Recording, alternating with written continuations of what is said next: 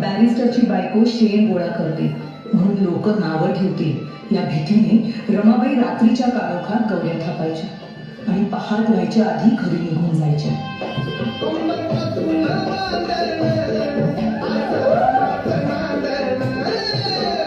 पण मॅडम, रमाबाईंची रमाई केव्हा झाली?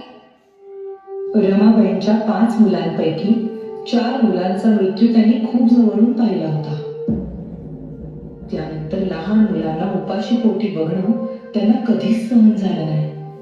अशाच एका वेळी भुकेल्या मुलांची दशा पाहुनी बांगड्या सोन्याच्या रमाईने दिल्या काढून आणि त्या दिवसानंतर सगळी मुलं रमाबाईंना रमाई म्हणू लागली.